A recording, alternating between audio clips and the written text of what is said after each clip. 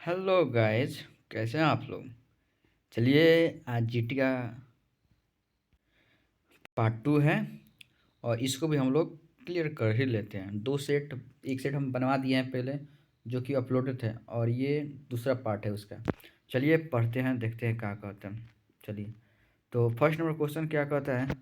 Soil transported by gravitational force are termed as. देखिए, तो इसको आपका आंसर दो गो मतलब आपको लग रहा होगा, एक सी हो एक ए हो। इसमें क्या होगा, तो सबसे पहले हम बताते हैं एलुवियल सॉइल। ये सॉइल डिपोजिटेड होता है रिवर के फ्लो ऑफ रिवर। ये क्या होता है, रिवर से होता है, और ये कोलुवियल ग्रेविटेशनल फोर्स के कारण होता है। तो इसका ऑप्शन नंबर ए हो जाएगा। चलिए आगे नेक्स्ट करते हैं। ऑप्शन नंबर 2 देखते हैं। तो देखिए, इज प्लेस जनरेट अंदर ऑर्गेनिक सेल। देखिए, ऑर्गेनिक सेल के अंदर कौन आता है, तो ई तो होगा नहीं, क्ले भी नहीं होगा, और पीट हो सकता है शायद, पीट। चलिए, तीसरी का नंबर का ऑप्शन देखते हैं, जल्दी जल्दी करते हैं। The void ratio of coarse grain soil than the void ratio of fine grain soil. क्या होता है, the void ratio of coarse grain soil. void ratio पूछ रहा है ना, तो फाइन ग्रेन सॉइल से लेस होता है। चलिए ऑप्शन नंबर ए। हाँ, 3 का हो गया, 4 तक चलते हैं। ये रहा आपका 4 number question. The pores of soil having full of water then the soil is called. ये फुली सेचुरेटेड सॉइल। यहाँ पे फुली सेचुरेटेड सॉइल यानी क्या कर रहा है, the pores of soil fully of water, इसमें सिर्फ वाटर है। यहाँ पे अगर 3 फेज सिस्टम है और सिर्फ यहाँ पे वाटर है, तो एयर तो निगलेक्ट है, एयर जीरो है, तो वाटर प्लस सॉलिड, तो इसको फुली सेचुरेटेड सॉइल कहते हैं। और यहाँ पे एस इज इक्वल टू क्या होता है, 1 होता है। ये कॉन्सेप्ट आपको ध्यान में रखना चाहिए। कंप्रेसिबल सॉइल नहीं होगा, वेट सॉइल नहीं होगा। चलिए, ये भी कर लेते हैं आप लोगों के लिए। देखिए, if porosity any soil 25%, the value of white ratio of that soil sample will be. देखिए, यहाँ क्या कर रहा है, द पोरोसिटी एन का वैल्यू दिया हुआ है 25%, ठीक। और पूछ क्या रहा है, वॉइड रेशियो ई पूछ रहा है।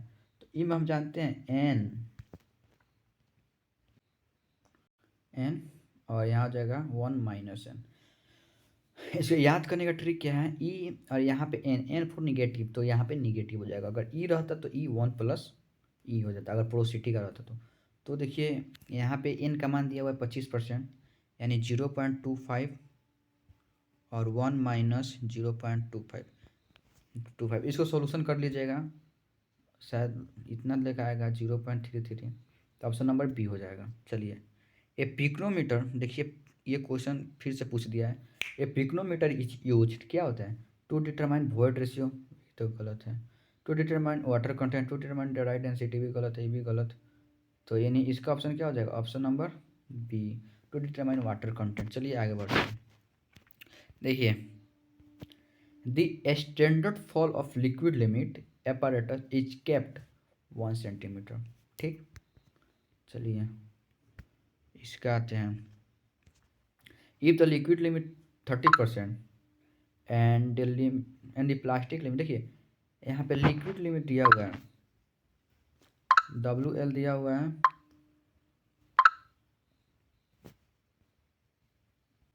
WL क्या दिया हुआ है 30%, और प्लास्टिक लिमिट क्या हुआ है, WP दिया हुआ है, कितना 10%। तो प्लास्टिसिटी इंडेक्स क्या होता है, IP क्या होता है, प्लास्टिसिटी इंडेक्स WL - WP। तो क्या करेंगे, 30 में से 10 घटा देंगे, 30 - 10 यानी कि 20%। Option number B. चलिए आगे बढ़ते हैं, वीडियो लंबा नहीं होना चाहिए बस। 5 6। देखिए, स्टॉक्स।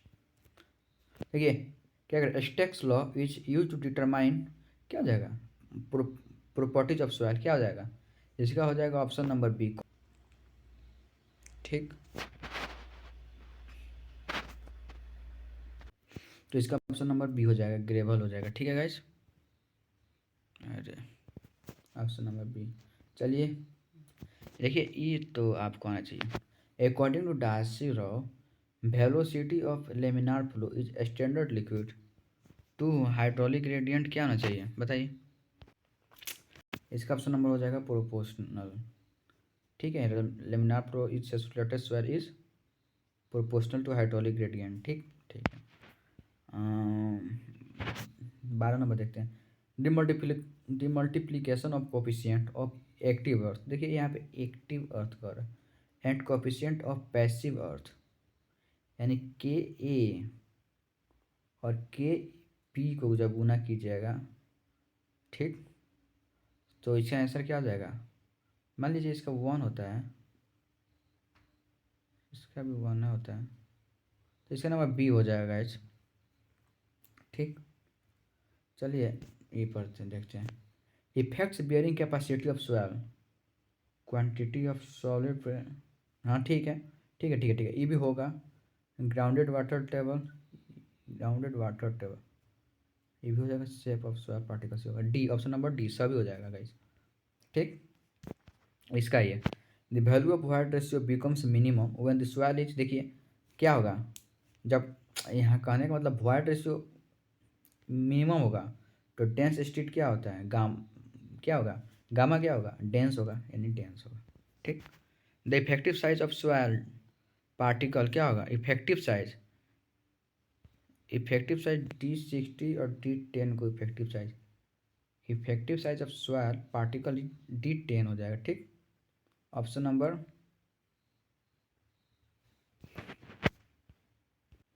ठीक, ये देखिए the effective size of soil particles, ये तो हो गया D10।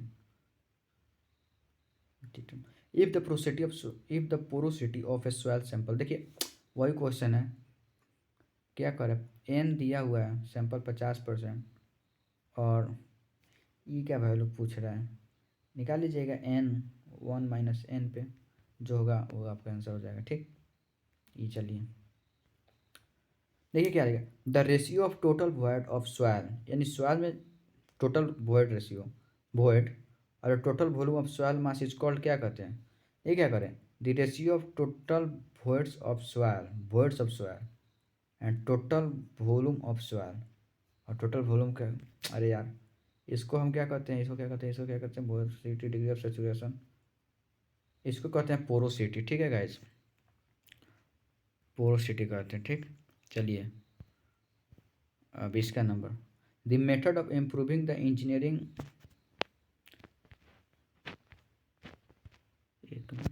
चलिए the method of improving the engineering performance of soil with the help of administrator is called, देखिए सॉइल में जो इम्प्रूविंग करते हैं ना, उस सॉइल स्टेबलाइजेशन क्या क्या होता है, अरे बिटुमिनस हो जाएगा, फ्लाई एस हो जाएगा, फ्लाई एस हो जाएगा, फ्लाई एस स्टेबलाइजेशन हो जाएगा। ठीक है, चलिए आगे चलते हैं। ये क्या हुआ था, 15, 18, 19 नंबर पे आते हैं। चलिए इसका देखते हैं।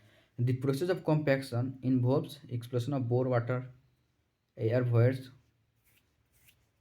कॉम्पैक्शन कह रहा है ना, पोर वाटर एंड एयर वॉइड्स, नहीं नहीं, देखिए पोर वाटर का हम लोग क्या कहते हैं, कॉन्सिलिडेशन कहते हैं, कॉन्सिलिडेशन, इसको कहते हैं हम लोग, ये हो जाएगा option number B, expulsion of air voids. ठीक, चलिए यहाँ पे आते हैं।